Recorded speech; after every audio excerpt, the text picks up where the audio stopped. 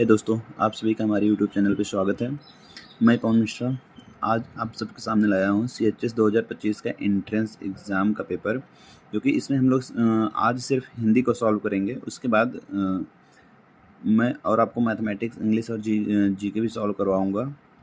तो कृपया आप चैनल को लाइक, सब्सक्राइब ज़रूर कीजिएगा अगर आपको अच्छा लगे तो। पहला प्रश्न हिंदी का देखते हैं हम लोग। दिया गया है, प्रश्न 21 से स्टार्ट होता है। शुद्ध वर्तनी वाला शब्द कौन सा है? तो मेरे भाई, जैसा आप लोग जानते हैं, यहाँ पे देख रहे हैं, ऑप्शन से भी अगर आप लोग जाएंगे तो आपको समझ में आएगा कि जो तीसरा और चौथा ऑप्शन है वो तो कतई गलत ही है। तो आप पहला और दूसरा ऑप्शन में थोड़ा सा देखेंगे तो आपको दिखेगा, वहाँ पे जो उज्ज्वल लिखा जाता है वो ऊ होता है, उसके बाद आधा ज, फिर आधा ज, फिर व, उसके बाद ल। तो ऑप्शन नंबर 1 इस हिसाब से राइट आंसर होगा। चलते हैं हम लोग अपने नेक्स्ट क्वेश्चन पे। नेक्स्ट क्वेश्चन हमारा क्या है भैया, देखते हैं क्वेश्चन नंबर 22। सूर सागर के रचनाकार कौन है? तो भैया, जैसे आप लोग इनके नाम से ही देख लो, वहाँ पे सूर है और इनके नाम में भी सूरदास है। तो सूर सागर के जो रचनाकार हैं वो हैं सूरदास जी। तुलसीदास की जो इम्पोर्टेंट रचनाएं हैं वो है विनय पत्रिका, जो कि आगे फिलहाल आपको पूछा भी गया है, जैसे कि पद्मावत है। कबीर के साखी शबद रामायणी जो बीजक है रचना, इनकी ग्रंथ है। उसके बाद हम लोग आते हैं क्वेश्चन नंबर 23 पे। दिया गया है गंगा जल में समास है। तो गंगा जल का जब हम लोग समास विग्रह करेंगे तो वो निकल कर आएगा गंगा का जल, और का जो होता है वो संबंध तत्पुरुष का पहचान होता है। तो इसलिए यहाँ पे option number C right answer होगा। क्वेश्चन नंबर 24 पे हम लोग आते हैं। पानी की कहानी के लेखक कौन है? तो मेरे प्यारे भाइयों, पानी की कहानी के जो लेखक हैं वो हैं रामचंद्र तिवारी जी।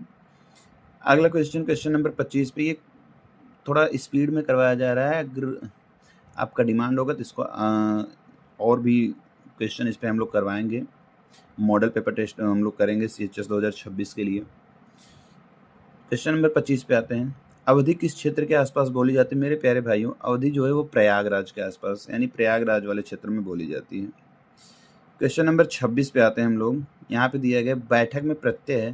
तो मेरे भाई, बैठक में क प्रत्यय है, ठक प्रत्यय मत लगा के आना कभी। आप लोग जैसे उपसर्ग और प्रत्यय जो होते हैं ये थोड़ा कंफ्यूज करते हैं, लेकिन कंफ्यूजन आपका दूर हम करेंगे जब आपको इसका प्रॉपर वीडियो आप लाएंगे।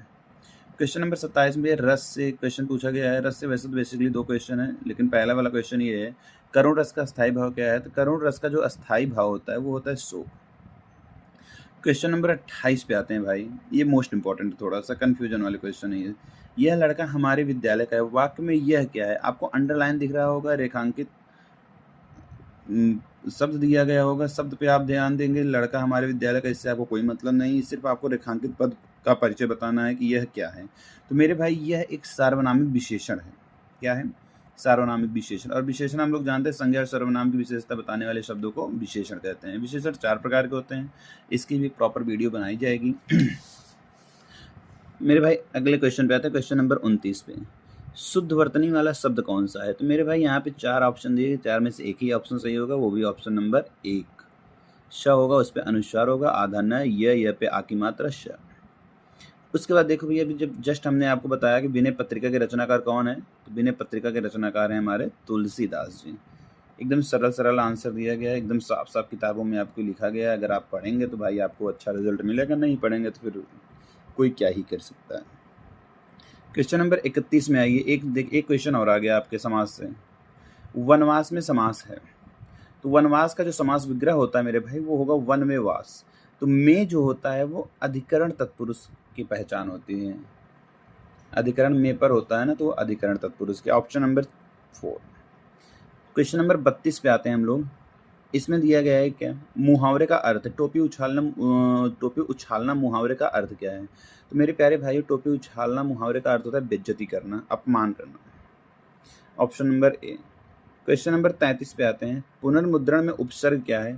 तो मेरे भाई, यहाँ पे पुन और पुनः दिया गया, और मुद्रण और द्रण ऐसा अगर आप लोग देखेंगे होगा तो नहीं, बट यहाँ पे देखिए वो मुद्रण और द्रण जो है वो शब्द के पीछे लगे हुए हैं। उपसर्ग जो होता है वो शब्द के प्राय शब्द के आगे लगकर उसका अर्थ बदलते हैं। तो पुनः और पुन जो शब्द दिए गए हैं, इसमें जो क्वेश्चन ऑप्शन नंबर 3 है, पुनः मुद्रण होगा, ये वाला ऑप्शन राइट आंसर होगा। क्वेश्चन नंबर 34 पे हम लोग आते हैं। ब्रज किस क्षेत्र के आसपास बोली जाती है? अभी भैया देखिए अवधि की बात किया था, लेकिन अब एग्जामिनर ने पूछा है ब्रज की बात। ब्रज, अभी तो अवधि प्रयागराज तो ऐसे ही ऑप्शन गलत हो गया। तो ब्रज है, ब्रज जो है वो भगवान श्री कृष्ण की नगरी मथुरा में बोली जाती है। ये पश्चिमी उपभाषाओं के अंतर्गत आने वाली बोली है। क्वेश्चन नंबर 35 में हम लोग देखेंगे, बादल का पर्यायवाची नहीं है, बादल का पर्यायवाची नहीं है, प्रश्नों पे थोड़ा ध्यान देंगे आप लोग। बादल का पर्यायवाची नहीं है पूछा है, तो जल्द में उसको मेघ, नीरद या फिर जलधर लगा के मत चले आना, नहीं तो फिर सारा मामला चौपट हो सकता है। तो इसका जो राइट आंसर होगा मेरे भाई वो होगा ऑप्शन नंबर 4, जलधि। जलधि जो है वो बादल का पर्यायवाची नहीं है। अगले क्वेश्चन पे आते हैं मेरे भाई। अगला क्वेश्चन है हमारा, ये देखिए रस से एक और क्वेश्चन आ गया। शांत रस का स्थायी भाव क्या है? तो मेरे भाई शांत रस का जो स्थायी भाव होता है वो होता है निर्वैध। अब क्वेश्चन नंबर 37, करण कारक का उदाहरण है। करण और अपादान में थोड़ा सा कंफ्यूजन होता है, क्योंकि दोनों में से अलगाव, दोनों में से होता है, लेकिन एक जुड़ा होता है और दूसरा अलग रहता है। तो पहला ऑप्शन देखते हैं, स्नेहा कलम से लिखती है। तो स्नेहा जो है वो कलम से लिखती है, यानी कलम उसके साथ कलम का वो माध्यम बना हुआ है, कलम से वो लिख रही है। लेकिन और बाकी जो दूसरा, तीसरा और चौथा ऑप्शन है, इसमें दोनों क्या हो रहे हैं, एक दूसरे से अलग हो रहे हैं। तो यहाँ पे ऑप्शन नंबर ए होगा, स्नेहा कलम से लिखती है। क्वेश्चन नंबर 38 पे आते हैं मेरे भाई। तो मनोहर का सही संधि विच्छेद क्या होगा? तो मेरे प्यारे भाइयों, मनोहर का सही संधि विच्छेद होगा मनः धन हर। Option number 3 is the right answer of this question. अब देखो भैया क्वेश्चन नंबर 39 पे आता है, क्षणिक का विलोम क्या होगा? तो मेरे भाई क्षणिक का जो विलोम होता है वो शाश्वत होता है। क्या होता है? शाश्वत। अगला क्वेश्चन होता है भाई, कारक के भेद होते हैं। कारक के कितने भेद होते हैं? तो मेरे प्यारे भाइयों आप लोग ये जान लीजिए कि हिंदी में कारक 8 होते हैं और संस्कृत में कारक 6 होते हैं। तो इस हिसाब से ऑप्शन नंबर 2 राइट आंसर होगा। मेरे प्यारे भाइयों, अगर आपको ये वीडियो अच्छी लगी तो इसको लाइक, सब्सक्राइब और शेयर ज़रूर कीजिएगा। और जहाँ तक रही CHS की बात, तो अगर आप CHS की वीडियो, डेली वीडियो देखना चाहते हैं तो एक बार कमेंट में ज़रूर बताइएगा, क्योंकि हम अभी तक दो बार CHS का एग्ज़ाम हुआ है, दोनों बार हम लोगों ने प्रिपरेशन करवाया है। जो क्लास के बच्चे हैं भाई, 20 आउट ऑफ 20 स्कोर उन्होंने किया, जो बताया गया वहीं से क्वेश्चन बना हुआ था। तो अगर आपको CHS भी क्वालिफाई अगले करना है, किसी भी एंट्रेंस एग्ज़ाम को, सैनिक स्कूल हुआ, नवोदय का हुआ, कोई भी एंट्रेंस एग्ज़ाम क्वालिफाई करना है, अगर हिंदी पढ़ना है, तो भाई आप वीडियो को लाइक कीजिए, सब्सक्राइब कीजिए चैनल को। धन्यवाद।